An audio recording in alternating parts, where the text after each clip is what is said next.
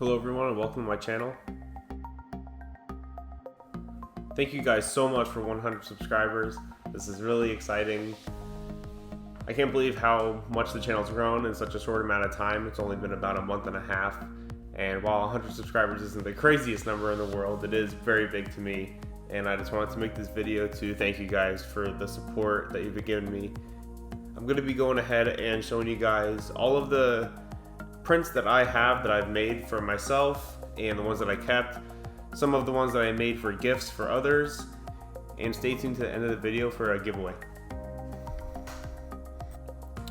So the first one I'm going to come over is the Iron Man helmet that I am making on my I Am Iron Man series.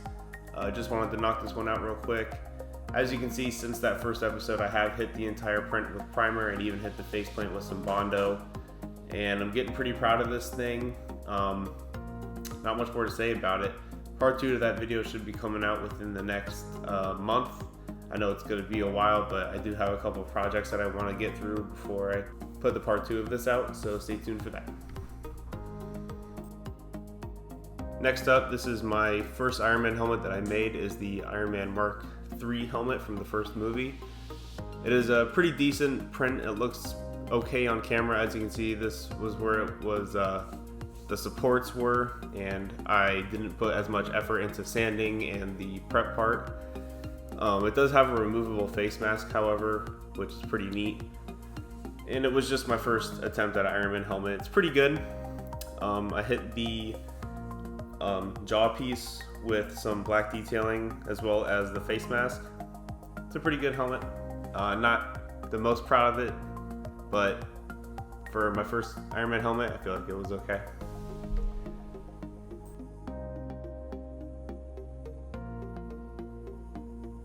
Up next, I have the Super Bowl trophy replica that I made in my latest video that you guys can go check out.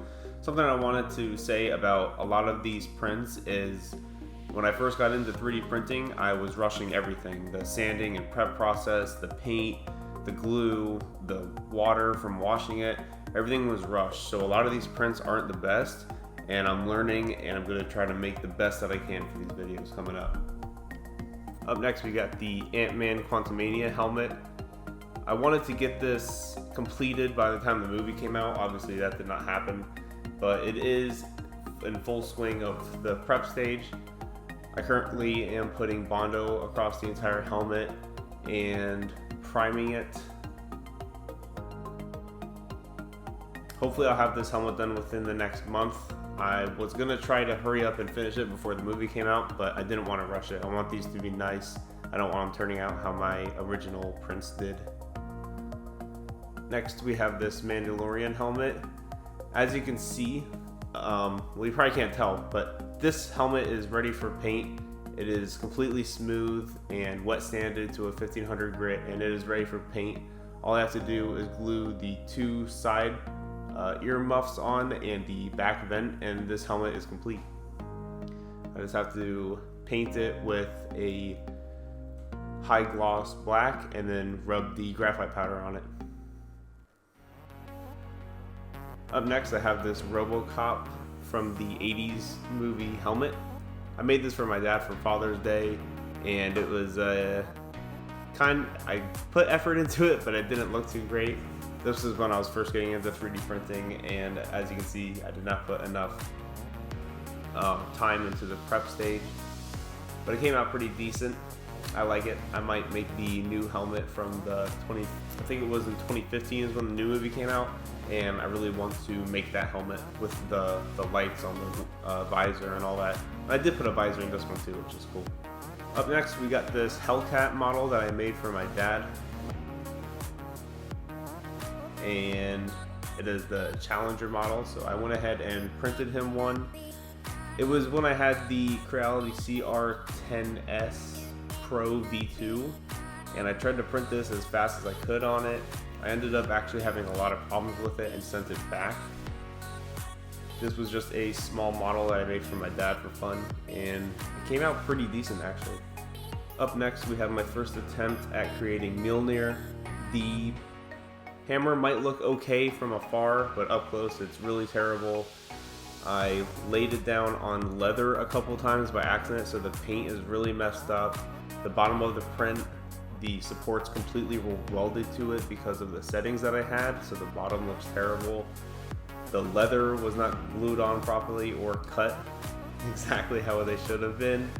So this print was good, and all of the prep work that I did before I tried to put on this metallic finish was not good. Up next we have these 3 Animal Crossing items. This was a gyroid that I made. I just 3D printed it and then took the supports off and never finished it or got around to doing anything else with it, so I just left it.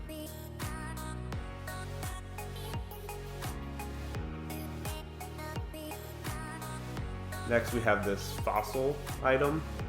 This was printed in a blue PLA and then the fossil and the stars in a white, so this is actually completely raw print.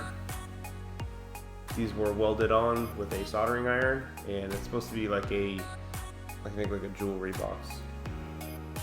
Up next we have this GIF from Animal Crossing. It's supposed to look like the ones that float across the screen in the game. And this is actually all separate pieces. Once again, a raw 3D print, no painting. This was just the color of the PLA, and it comes apart. So a couple of other models that I didn't showcase that I have printed off is the Stormbreaker from Endgame. I am currently in the process of prepping this for paint. Another one is the Elder Wand from Harry Potter.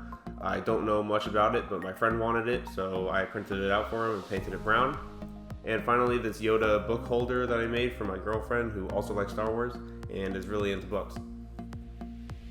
Which also reminds me, if any of you guys have girlfriends or you yourself are into reading, check out her channel, Morgan Olds Vlogs, for all of your reading content. Finally, I have this Pokeball that I made. This one was going to be a completed project. However, I sanded away too much of the plastic on the inner circle, and I didn't like how the paint job was turning out, so I decided to kind of stop on this one. I didn't finish the button or anything, and I'm going to make a new one for myself. Also, I did mention a giveaway for this video. So for the giveaway, I'm going to be printing a red, black, and white silk PLA Pokeball and sending it to whoever wins on this contest. All you have to do to enter is subscribe, like, and comment a number 1 through 10. Whoever gets the number right, I'll send you a silk Pokeball. If multiple people guess the same number correctly, I'll be sending out multiple Pokeballs. So just go ahead and comment the number 1 through 10 below to enter, and I will let you know who wins.